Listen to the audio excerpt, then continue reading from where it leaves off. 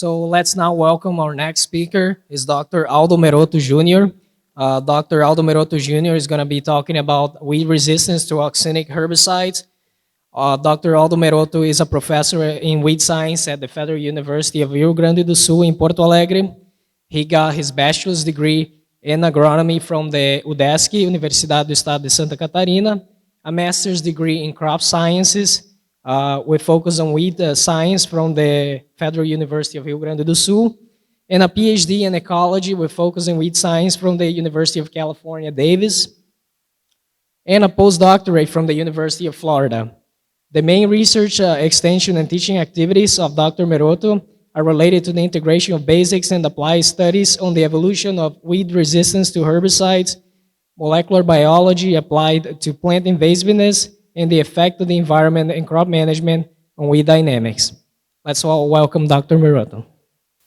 Good morning, everyone. It's a pleasure to be here. It's a very nice place with a very nice conference, very nice friends, and very nice people. And it's really exciting to, I can say, after so many years of lag phase on the herbicide stuff, due to the glyphosate era, that we are here talking about new crops, new herbicide-resistant crops, new herbicides, and of course about new problems related to weeds. Eu vou fazer a apresentação em português, and I believe we can discuss some issues with our invited English speakers later on. O que nós temos para discutir, então, é as situações relacionadas à resistência de plantas daninhas a herbicidas auxínicos. E o que eu vou falar, então, vai ser algumas regras sobre esse assunto, a história da resistência a herbicidas auxínicos, que, na verdade, se confunde com a história da resistência a herbicidas no geral. E aqui, então, os mecanismos de resistência especificamente, a sua complexidade, e alguns, eu diria, bastante novos, onde nós temos trabalhado nos últimos 3 anos em meu grupo de pesquisa, a especificidade já abordada pela professora Catarina em relação à resistência a quinclorac e algumas considerações finais. No entanto, nós podemos dizer que, sim, existe situações relacionadas à moda e também a alimento. A Dana falou ontem que gosta de juntar alimento com as considerações, eu também gosto disso. E essas regras estão sim associadas, ou talvez podem estar associadas a isso. Como também estão associadas a mitos. Então nós temos aí sim, naquilo que envolve a resistência a herbicidas, tal qual como aquilo também que existe com várias situações da nossa vida e dos nossos amigos, algumas situações estabelecidas quase que em pedra e que em algum momento a ciência nos mostra que elas não são da forma como se imaginou previamente. Então, sim, a resistência a auxínicos, mesmo sendo existente já há mais de 60 anos, tem nos ensinado muitas coisas que são atuais e que são dinâmicas, não só do ponto de vista agronômico, mas também do ponto de vista de ciência básica vegetal, aplicada talvez a um dos mais importantes hormônios existentes na natureza. E também, obviamente, nós temos que falar sobre futebol. Então, também existem situações que a gente pode juntar o que vai ser o nosso futuro associado ao uso desses herbicidas. Sendo assim, então, o primeiro ponto as regras da resistência a herbicidas auxínicos. E aqui está em português, mas quando se fala de resistência a herbicidas, a regra é não ter regra.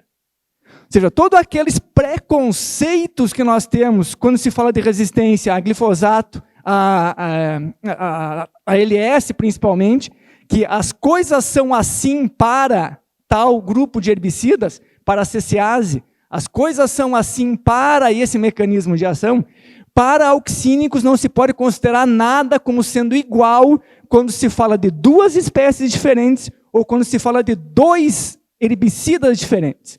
quando nós colocamos aí, então, 100 espécies de mato diferentes, ou 10 herbicidas diferentes, nós temos uma combinação que é realmente muito grande. E sim, está valendo usar amarelo com roxo com laranja, está valendo, ou seja, não tem regra nesse cenário, assim como também não tem regra com alimento. Dá para fazer pizza de sushi, né? Aí, qual é a regra disso? Isso é quase um crime. Na Itália, certamente, isso dá cadeia, mas eu acho que no Brasil nós estamos quase chegando nesse nível de invenção. E por que existe isso?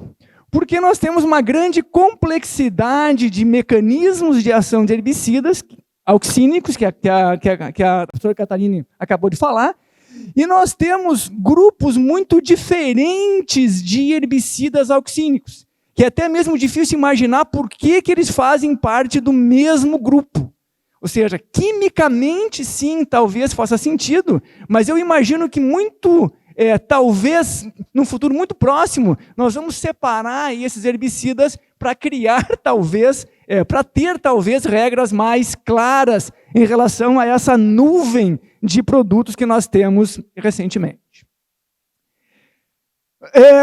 Moving on para a história desses herbicidas, então a história da resistência, veja que já em 57, no Canadá e nos Estados Unidos, tiveram dissertações de mestrado já no começo, logo após o uso desses herbicidas, indicando aquilo que na época nem se sabia, na verdade, o que seria a resistência.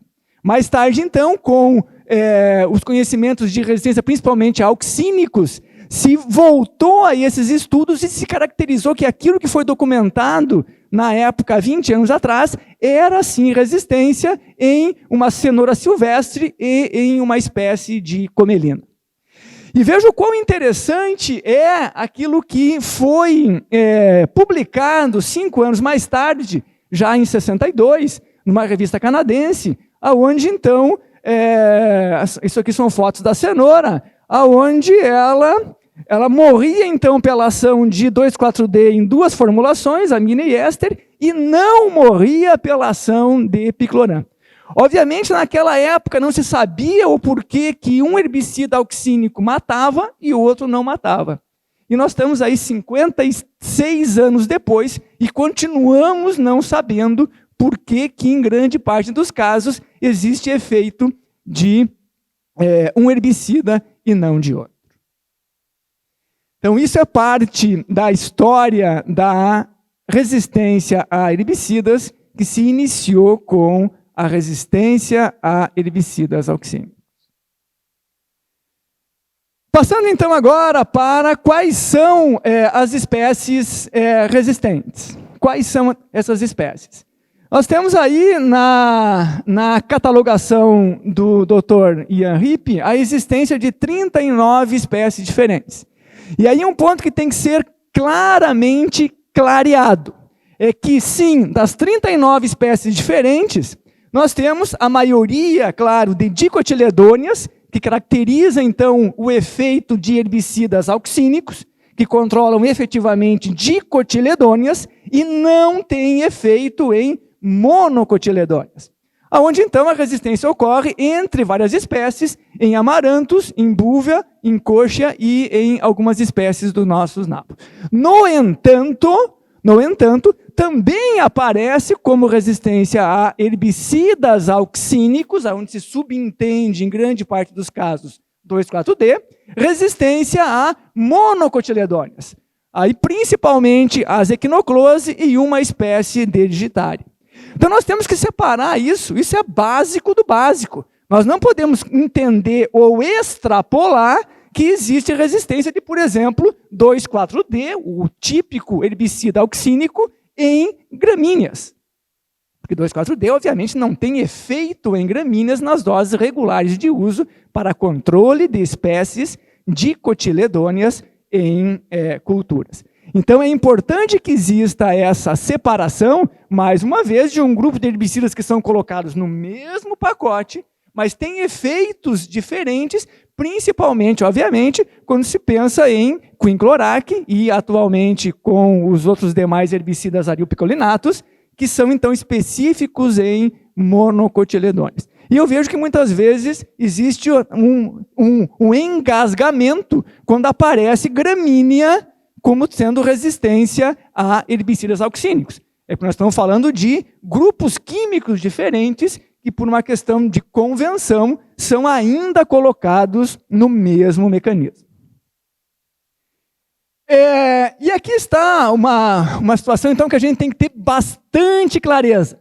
No mínimo, quando se fala de resistência a auxínicos, nós sim podemos extrapolar como representante desse mecanismo o herbicida 2,4-D, mas nós temos que ter clareza que nós temos aí 7 grupos químicos distintos. E eu até diria que picloram deveria ser separado aqui como um 8º grupo mais específico. Então, é claro, o clássico são os herbicidas fenóxis, 2,4-D principalmente, e aqui os demais outros grupos em uso ou próximo de uso no Brasil, que têm as suas características e especificidades, que têm a sua estrutura química diferente, que têm espectro de controle diferente, que têm sintomas e efeitos diferentes e que têm padrão de resistência cruzada diferente. Então, é importante que a gente tenha que, sim, são compostos bastante diferentes, que vão estar associados a mecanismos de ação resistentes entre esses diferentes grupos. Então, é importante que a gente passe, principalmente de agora para adiante. Isso nunca foi, entre nós, de grande importância, porque o uso de herbicidas auxínicos caracterizava um formato que o problema de resistência para nós sempre foi pequeno, mas isso não é a realidade nos últimos 10 anos e certamente não vai ser nos próximos 10. E aqui está um exemplo da confusão que eu falei anteriormente. Então, essa é a página do Ian Ripp, um pedaço dela, eu cortei aqui um pedaço dela, onde aparece resistência de digitária, equinocolona, cruz-Galli e cruz-Pavones, listadas de uma mesma forma do que dos demais outros herbicidas, caracterizando ou podendo indicar, então, que gramíneas têm resistência a auxinas sintéticas, onde, em grande parte dos casos, se subentende 2,4-D, mas onde, na verdade, isso aqui está associado exclusivamente a quinclorac, que é um herbicida que tem particularidades totalmente ou muito distintas a 2,4-D em vários sentidos, como mostrado anteriormente. Vamos então agora para os mecanismos de resistência especificamente. É óbvio que são conteúdos bastante específicos, mas que a gente consegue sim e tem sim situações mais práticas nesse sentido. O primeiro deles, então, é um geral sobre quem são esses mecanismos de resistência. Primeiramente chamado, então, de Target Site Related. Eu gosto mais em português, onde é o mecanismo do nosso amigo Luiz Ávila. Né? Então, aqui, ó, esse é o mecanismo Luiz Ávila, né? Luiz Antônio Ávila, é o mecanismo de local de ação alterado, que é um dos mecanismos mais importantes, que tem mais complexidade e tem causado grande problema para os nossos produtores. No entanto, esse mecanismo do Luiz, então, ele se divide em duas etapas, né? 2 tipos, né? Que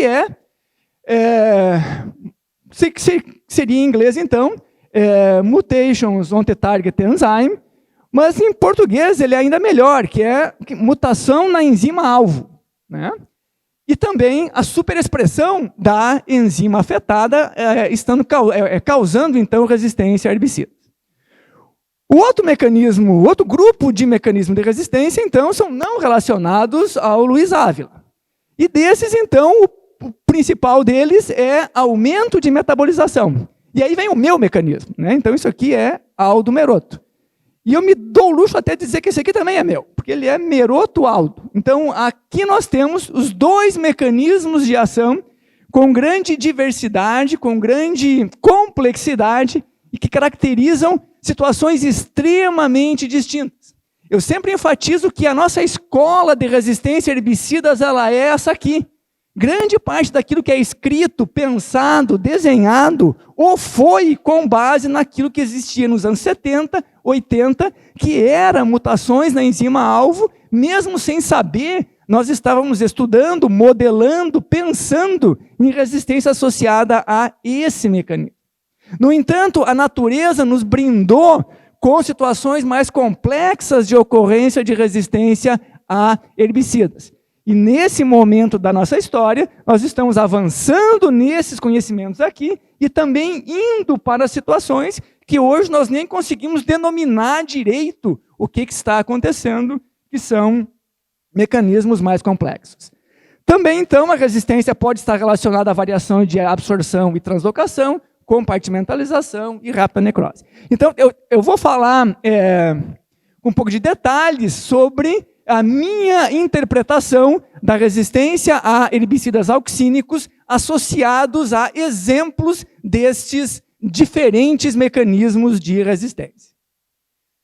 E aquilo que é uma caixa preta ainda nesse cenário, que é o que a epigenética pode estar associado independentemente ou associada a esses herbicidas numa relação de causa e efeito, mas isso ainda não é conhecido atualmente. Bem, os potenciais locais de ação para a resistência a herbicidas auxínicos é exatamente essa mesma complexidade da figura que a professora Catarina mostrou anteriormente. Então, existe aí uma diversidade de receptores e de transportadores de auxina que eles podem ou deixar de funcionar ou funcionar demais, e isso vai estar associado à resistência a um determinado herbicida daquele balaio e talvez não a outro. Ou seja, nós não conhecemos nem como que isso funciona em Arabidopsis, em Brachypodium, nós nem avançamos nisso para outras espécies modelo ainda. No entanto, certamente esses processos estão ocorrendo também nas quantidades de bilhões de espécies de mato que nós temos sendo tratadas com herbicidas auxínicos a cada ano. E esse número irá aumentar muito mais no futuro devido às novas modalidades de uso desses herbicidas. Então, foi caracterizado que, sim, a proteína ABP1, o transporte de auxinas através da proteína ABP1 foi caracterizado, escrito, associado, foram identificadas mutações na enzima ABP1 como sendo associadas à resistência a herbicidas. Recentemente, se tem, então, um estudo que mostra que a BP1 não está nem associada diretamente com a movimentação de auxina natural em plantas. E dessa forma, então, se questiona a funcionalidade da BP1 como mecanismo de resistência. Então, essa é uma situação bastante simples que um conhecimento que se pensava que era claro em relação à resistência a 2,4-D, recentemente, então, passa a ser questionado em relação à sua real importância. Como resumo de vários processos envolvidos no efeito de local de ação nesse cenário, não existe evidência da participação direta de receptores e carregadores como mecanismo de resistência a herbicidas auxínicos em plantas daninhas. Então, esse é o ponto. Quando se fala de auxina natural em Arabidopsis, é uma coisa. Quando se fala de local de ação alterado como mecanismo de resistência a herbicidas ditos auxínicos em espécies de plantas daninhas, não existe essa comprovação. E isto caracteriza, então, que o mecanismo de local de ação alterado, ele é um mito ainda em relação a herbicidas auxínicos. Então, o processo mais comum, mais direto de ocorrência de resistência a herbicidas em plantas, que é alteração no processo-alvo, ele não existe de forma clara ainda comprovado para esses herbicidas. por que não? Então, existem indicações bastante diretas que ocorre uma penalidade de crescimento nas situações ainda onde isso poderia ocorrer a campo. No entanto, em Arabidopsis já foram identificadas mutações na enzima TYR, de percepção e transporte de auxinas, a herbicida 2,4-D, mas não a picloram, devido à predominância do transporte desse herbicida aos transportadores AFB, principalmente 4 e 5. E que mutações em transportadores AUX, resistentes a auxinas naturais, também estão envolvidas na resistência a herbicidas auxínicos. Tudo isso em Arabidopsis com indução artificial através de herbicidas auxínicos. Ou seja, biologicamente, a capacidade instalada no reino vegetal existe. A minha expectativa aqui está faltando ainda seleção. No nosso caso de ambiente subtropical, com uma diversidade muito grande de plantas daninhas de folha larga, o nosso grande uso de produtos auxínicos até o momento foi em dessecação, aonde certamente tudo isso estava acontecendo, porém 5, 10, 20, 30 dias depois, nós viemos com um outro mecanismo e certamente temos eliminado aquilo que estava ocorrendo através do efeito de um herbicida de um mecanismo diferente. Talvez a história possa ser diferente à medida que nós passaremos a tratar milhões de hectares com esses herbicidas, sendo o último herbicida a entrar na lavoura, e daí, nesse caso, talvez esses mecanismos mais específicos relacionados a esse mito ainda existente poderão ser quebrados, como já foram quebrados vários mitos na nossa vida. Outro mecanismo agora é o estudo de translocação, onde aqui se tem um trabalho em nabo, em que as plantas resistentes translocaram mais o herbicida, nesse caso aqui MCPA, e isso é estudado, atribuído nesse trabalho como sendo a causa da resistência nesse cenário.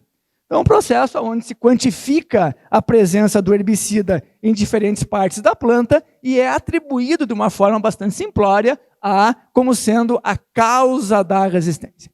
Eu tenho um pré-conceito pré-estabelecido que variação de translocação não é causa de mecanismo. Ele é a consequência de alguma coisa. E que, mais uma vez, nós não sabemos o que está associado a esse processo. O contrário, aqui nós mostramos o aumento da translocação. Aqui, então, existe um exemplo bastante recente também, também em nabo, onde existe uma diminuição da translocação. Então, aqui é a folha tratada, onde, nesse caso, o herbicida, na folha suscetível, enfim, o herbicida tratado, aqui está ao contrário. Aqui está ao contrário. Na suscetível, ele vai para o meristema, e na resistente ele não consegue se mover. Aqui está trocado. Na planta suscetível, ele vai para o meristema, e na planta resistente ele não consegue sair da folha tratada, não atinge o meristema, e a planta então não morre. No entanto, a redução ou ausência de translocação seria a causa da resistência, ou o herbicida estaria sendo detoxificado nesse caminho e na planta resistente ele não consegue chegar até o mecanismo de ação. Então, isso é um dos dilemas que tem dificultado ou colocado em xeque conclusões que a translocação vai ser diretamente a causa ou ela é uma consequência de um processo que, na minha opinião, certamente é o que ocorre, associado à real causa da resistência. Aqui um outro trabalho, então, mostrando a diminuição da translocação associada à resistência à dicamba em coxa escopária, aonde não existiu diferença de absorção, não existiu diferença quantificável de metabolização. No entanto, na planta suscetível, o herbicida então se transloca por toda a planta e leva esta à morte. No entanto, na planta resistente, o herbicida se transloca apenas na parte superior na qual ele foi depositado, não atinge meristemas e a planta então é resistente. O que existe, então, um trabalho bastante pertinente, de bastante relevância, é que a maior expressão de uma chalcona aumenta a produção de flavonoides que competem por dicamba pelo transporte intercelular de bombas ABC, diminuindo a translocação de dicamba. Então aí aparece uma palavrinha de bastante complexidade, que são flavonoides. Então, a diversidade de mecanismos que atuam na síntese, que estimulam a produção de flavonoides em plantas é muito grande. Grande quantidade de estresses e de diversos fenômenos estão associados à síntese de flavonoides. Então, isso indica que, sim, mecanismos associados à regulação da síntese de flavonoides podem estar associados à resistência de dicamba em plantas daninhas. Então, isso para mim é uma capacidade embarcada que a planta já tem e que à medida que nós passaremos ou não passaremos a ter um aumento do uso de dicamba, talvez a natureza nos mostre novidades em relação à interação de flavonoides com a resistência a herbicidas. Obviamente, aqui então é o meu mecanismo de resistência favorito. É aquele que eu considero que existe maior complexidade e maior complexidade associada à resistência a herbicidas. E aqui nós estamos falando de um segundo mito, aonde então existem, aqui é um exemplo de considerações de que a metabolização não ocorre de forma associada à resistência a herbicidas auxínicos em plantas daninhas de folha larga. Que isso, então, obviamente, é um processo que explica a tolerância de gramíneas de uma forma muito importante a esses herbicidas, mas que folha larga morre pela ação de auxínicos e uma das causas pelas quais plantas daninhas de folha larga morrem é que eles não são metabolizados efetivamente em dicotiledôneas. E aqui está então alguns desses exemplos e um mito, então, também caracterizado em relação à resistência a esses herbicidas. Vamos então touch these results. Vamos então dar uma tocadinha nesses assuntos. Aqui está um primeiro, então, efetuado por um grupo espanhol de resistência a herbicidas, aonde caracterizou numa espécie de papoula resistente a 2,4-D a ocorrência de metabolização em três populações diferentes, sendo que em duas delas, ao menos, foram encontradas uma grande quantidade de metabólitos de 2,4-D, e esses resultados, então, foram caracterizados como indicações diretas de quebra do mito de que, sim, ocorre resistência a herbicidas auxínicos em plantas daninhas associados a esse mecanismo de resistência. E eu fuço com detalhes nesse cenário, e sim, existem situações em relação à metodologia que são questionáveis, em relação ao quanto que esse processo pode ser revertido, como mostrou a professora Catarine anteriormente, mas existem indicações também, por exemplo, que o uso de inibidores de metabolização, aonde então o processo de oxidação ele é mais difícil de ser revertido, é entendível que exista reversão dos processos de conjugação, Mas aqui um efeito extremamente grande de inibidores de metabolização, revertendo a resistência de uma forma bastante evidente em relação à sobrevivência e ao acúmulo de matéria seca, diminuindo então o fator de resistência de 14 para menos que 1 e de 2 para menos que 1.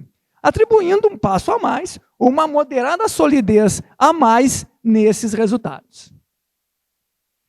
Nesse mesmo estudo, se quantificou, então, a movimentação desses subprodutos de 2,4-D, mostrando, então, que na parte aérea, o 2,4-D e seus metabólitos, inclusive conjugados, no biótipo resistente e em 2 biótipos suscetíveis, na parte aérea e nas raízes, foi presente em maior quantidade em relação aos metabólitos,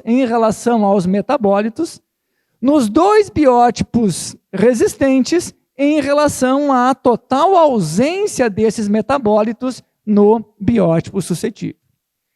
Indicando que sim, aparentemente existe, então, metabolização de 2,4-D numa espécie dicotiledônea associada à resistência a herbicidas. Aqui, então, um estudo bem mais recente e que, mais uma vez, toca nessa complexidade de uma forma bastante interessante. Foi encontrado, então, em Raphanus raphanistrum, em nabo, na Austrália. Parece que eles não têm só a Zeven com uma resistência bastante complexa lá. Parece, então, que eles também têm nabo com uma diversidade de resistência grande. Onde, então, em 20 e tantas populações, foram encontradas níveis bastante diferentes de resistência. Então, isso aqui é a dose letal para matar 50% dos indivíduos. Aqui, 2 populações controle.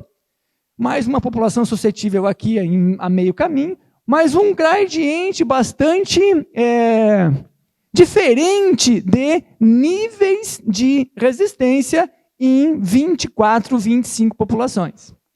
Dentre essas populações resistentes, foram encontradas 2, por exemplo, onde ambas são resistentes, uma não transloca praticamente nada do herbicida e outra transloca muito do herbicida. Então, aquele negócio de transloca menos, transloca mais, pode estar associado à resistência. Mas aqui existem 2 processos divergentes e ambos estão associados à resistência. E aqui, então, a demonstração que nas 2 populações estudadas foram encontrados quantidades dos herbicidas em partes bastante distintas das plantas, mostrando que a localização do herbicida não parece estar diretamente associada à resistência. Se deu o passo comum usual atualmente de análise de transcriptômica, onde se encontrou um balaio de herbicidas. Então, um balaio de diferentes herbicidas, de uma forma bastante smart. Essa combinação foi bastante importante. Você chegou até uma combinação de 8 ou 10 diferentes herbicidas, aonde pela primeira vez passa a existir a existência de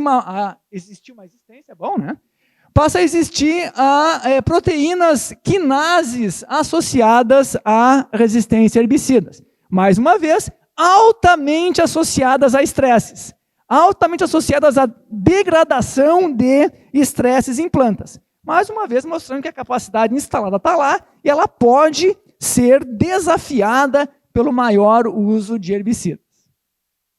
Nesse trabalho, obviamente, também foi estudada a metabolização de 2,4-D, aonde aquelas populações que apresentavam antes níveis diferentes de resistência, níveis diferentes de translocação, apresentaram aqui níveis similares de metabolização do 2,4-D e de seus principais metabólitos.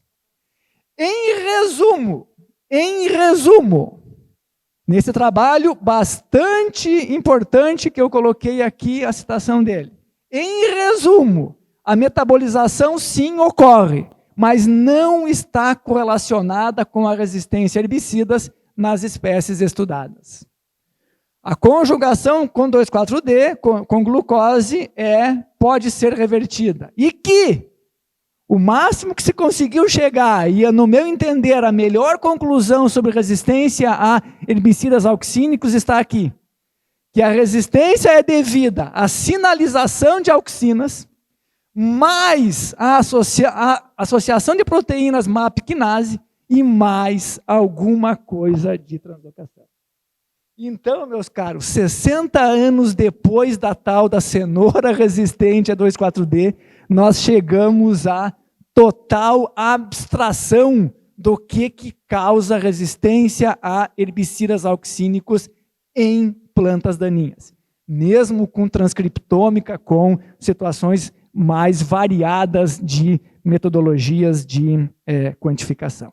Realmente, esse mecanismo de ação é tricky, é desafiante. E aqui nós temos, então, ainda um mito a ser caracterizado, ainda um mito a ser descoberto. E, com certeza, os matos vão nos ensinar muito a respeito desse mecanismo. Falando em metabolização de auxínicos, obviamente nós temos que mostrar que o homem imita o macaco, né? Numa forma que ele consegue. Então, o homem nem sabe como é que 2,4-D é metabolizado em plantas, nem sabe se ele está associado ou não à resistência a herbicidas em mato, mas ele se consegue chegar a como é que isso funciona em bactéria. E de uma forma bastante inteligente, então, isso nos brindou dois processos bastante similares e distintos de resistência a herbicidas auxínicos, aquilo que seria impensável há 10, 15 ou X anos atrás, antes dessas patentes serem registradas. E o que eu vi essa manhã, ontem, enfim, incrivelmente como essas fotos são similares, né? São de artigos extremamente importantes, extremamente bons, e as fotos de demonstração são bastante similares, obviamente que associados a processos enzimáticos bastante diferentes, mas que nada mais são do que a detoxificação de herbicidas auxínicos obtidas não em plantas, mas obtidas em bactérias, fazendo com que se tenha, então, uma huge level of resistance em culturas de cotiledôneas. Se bactéria pode fazer, é um mero processo de seleção para que planta também consiga fazer processos similares. Bem, o outro ponto nesses meus questionamentos é que se tem caracterizado já que 2,4-D funciona como um indutor da resistência. Então, que sim, de forma direta, 2,4-D classicamente induz enzimas de detoxificação em muitas gramíneas. E cada vez mais nós também vimos que existe interação com P450 de uma forma ainda obscura em dicotiledôneas.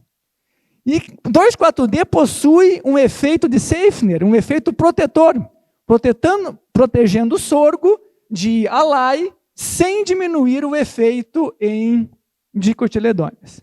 A minha pergunta é: o que vai acontecer quando nós passarmos a usar herbicidas auxínicos em milhões de hectares, tratando áreas infestadas com milhões de plantas por hectare ou por metro quadrado, como sendo o último herbicida usado no sistema de cultivo por anos seguintes em sistemas sem rotação, etc, etc. Eu não sou velho, mas eu vivi o começo da resistência à ALS. Eu estava começando a trabalhar quando se teve os debates de resistência nessa parte do mundo, de resistência de Classic e de Pivot em picão preto e em leiteira. No meio do meu caminho, nós vivemos os mitos de resistência a glifosato. E, infelizmente, eu já vi discursos em plateias como essa, de que no Brasil não existe resistência a dicamba e por isso ele é X, Y e Z. Nós não temos no Brasil grandes problemas de resistência a herbicidas auxínicos pela nossa forma de uso desses herbicidas até o momento.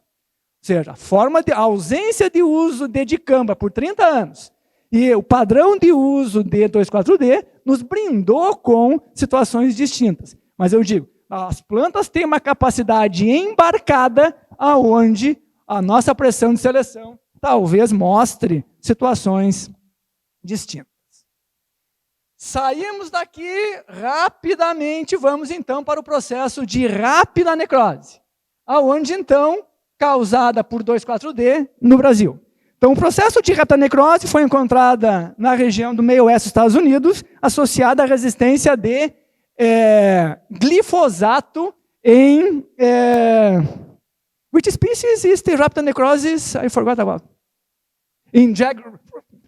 Ambrosia. In Ambrosia. No Brasil, então, a empresa Corteva, Dow, na época, 4, 5 anos atrás, nos contactou em relação a plantas com esta sintomatologia na região noroeste do estado do Paraná, atualmente também presente no sul do estado do Mato Grosso do Sul. Então, plantas aonde, poucos minutos após a aplicação de 2,4-D, ocorre, então, sintomatologia típica de herbicidas de contato, como, por exemplo, paraquat.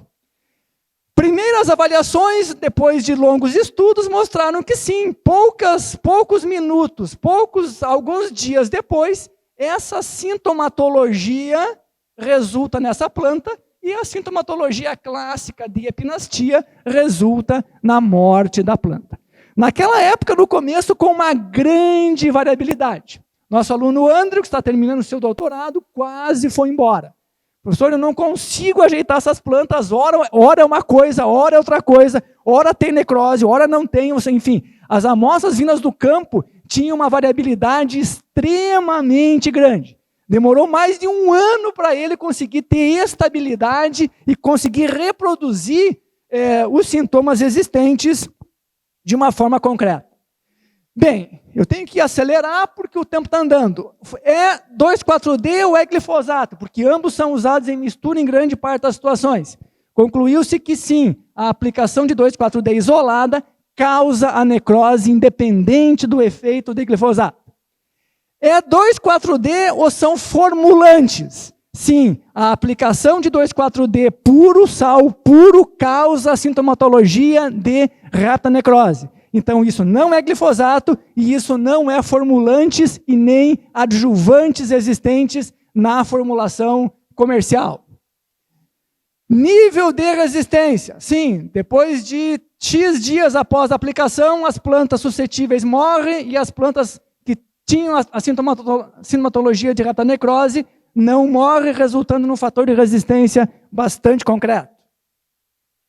Padrão de resistência cruzada. Que então, as plantas tratadas com 2,4-D, com um rebrote bastante característico após a aplicação, e plantas tratadas com dicamba e com triclopir, morrendo de uma forma bastante associada, indicando a ausência de resistência cruzada a estes herbicidas. Que é bom. Mais estudos de resistência cruzada, 2,4-D, MCPA e MCPB, que são ambos herbicidas fenóxis, manifestam o sintoma de rápida necrose. Ponto é que MCPB tem uma baixa ação em plantas, por isso que praticamente nunca nem foi um herbicida. Mas enfim, a rápida necrose está associada de forma clara a herbicidas fenóxis e não aos demais outros grupos de herbicidas auxínicos, de uma forma bastante concreta. Uma análise de DAB também mostrando, comprovando então que plantas do biótipo resistente, tratadas com 2,4-D e MCPA, mostram essa cor escura que indica a rápida necrose e comprovam a nível celular que os demais outros herbicidas não causam a sintomatologia. A outra situação específica, nesse particular biotype, nessa população, a resistência existe em relação a glifosato e em relação a ALS, mas que paraquat, saflofenacil e glufosinato controlam efetivamente o biótipo resistente. Então aí existem, a nível de campo, tentativas de extrapolação, de achar que as coisas são as mesmas. Não.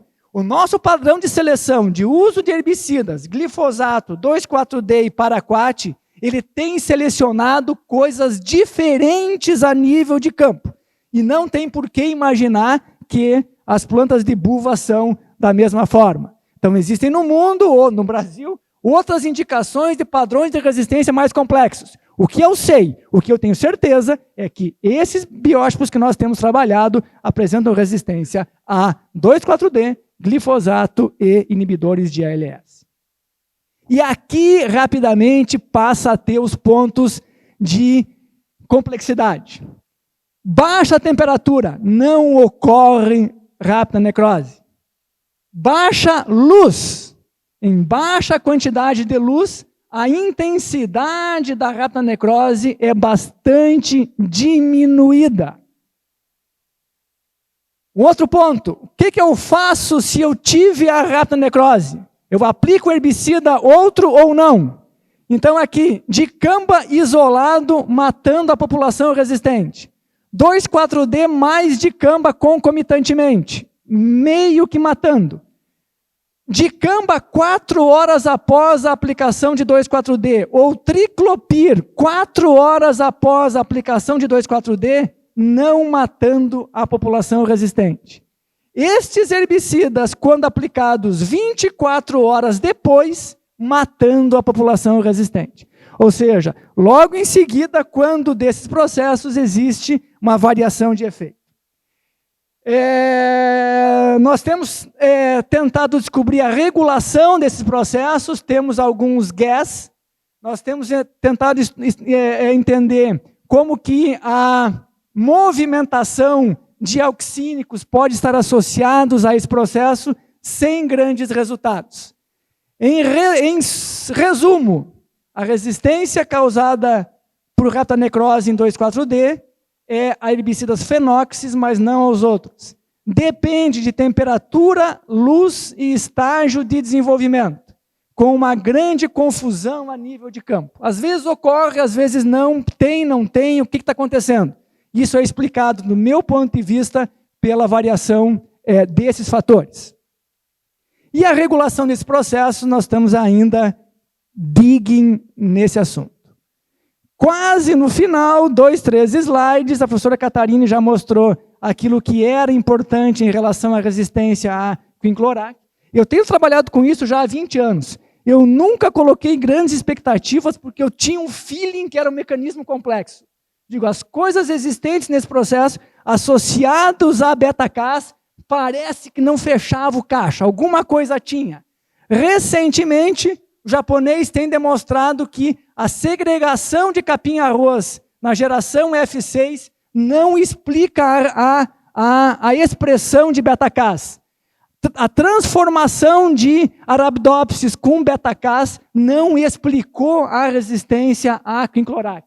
Então aí nós temos um terceiro mito para o Dr. André, que a resistência a quinclorac ainda não é conhecida e não está associado a um processo que estava escrito há meia dúzia de meses atrás, como explicando esse cenário. Agora sim, para terminar, herbicidas auxínicos, a resistência já está ligada. Ela é complexa e ela é não conhecida.